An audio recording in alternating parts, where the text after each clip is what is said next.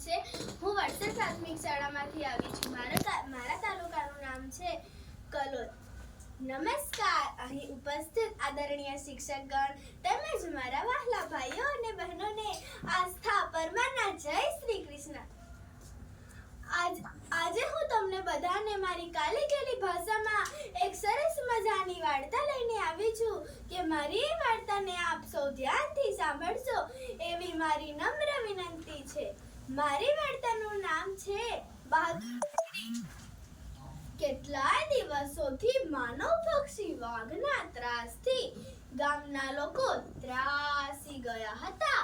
આ જાણકારી ગામના લોકોએ વન વિભાગને પણ આપી હતી, છતાં એનો સામનો કરવા માટે કોઈ વ્યવસ્થા ગોઠવાઈ ન હતી। રાણીને ખેતરમાં ઘાસ કાપવા માટે જતા જોઈ ગામના આગેવાનો રમણભાઈ અને શંભુ કાકાએ કહ્યું, બેટા, ખેતરમાં એકલી ના જઈશ। શું તને ખબર નથી કે માનવ ભક્ષી વાઘે આખા જંગલમાં હાહાકાર મચાવ્યો છે? એનાથી દરેક લોકો થરથરી રહ્યા છે। શું તને બીક નથી લાગતી કે આમ એકલી જંગલમાં જઈ રહી છે? શંભુ કાકાએ એને કહ્યું, આ માનવ ભક્ષી વાઘનો શું ભરોસો, ક્યાંય સંતાઈને બેઠો હોય?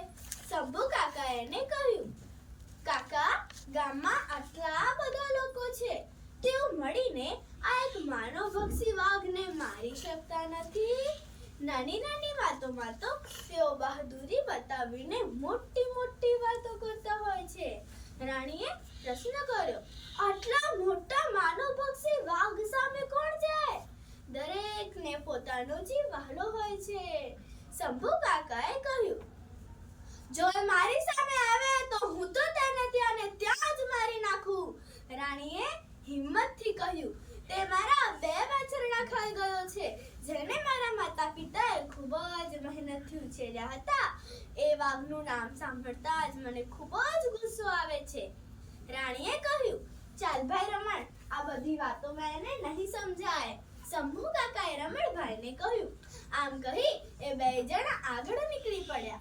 બપોરના સમયે બધાએ લોકો પોતપોતાના ખેતરોમાં કામ કરી રહ્યા હતા અને રાણી પણ બાજુના ખેતરમાં જાનવરો માટે ઘાસ કાપી રહી હતી।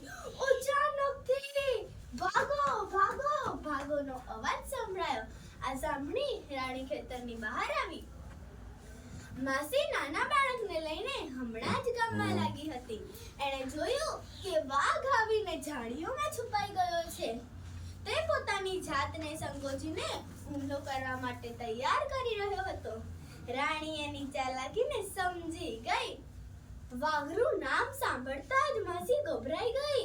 તે ત્યાંથી ભાગી નીકળી। પેલું નાનું બાળક ત્યાં જ રહી ગયું। વાઘે હુમલો કરીને ગર્જના કરી। નાના બાળકને બચાવવા માટે રાણી વાઘની સામે આવીને ઊભી રહી ગઈ। એકવાર તો રાણી પણ વાઘની ગર્જનાથી ધ્રુજી ઉઠી, છતાં એણે હિંમત ન હારી। વાઘે જેવો હુમલો કરવા માટે એનું મોં પહોળું કર્યું, રાણીએ એના દાંતરડા સાથેનો હાથ એના મોંમાં ખોસી ઘાલ્યો। દાંતરડું વાઘના મોંમાં ફસાઈ ગયું ને વાઘ તરફડીને ત્યાં જ ઢળી પડ્યો। તું જ માનવ પક્ષી વાઘ છે ને? આજે હું તને જીવતો નહીં છોડું। તું મારા 2 વાછરડા ખાઈ ગયો છે। આમ કહી રાણી એને દંડાથી મારતી ગઈ।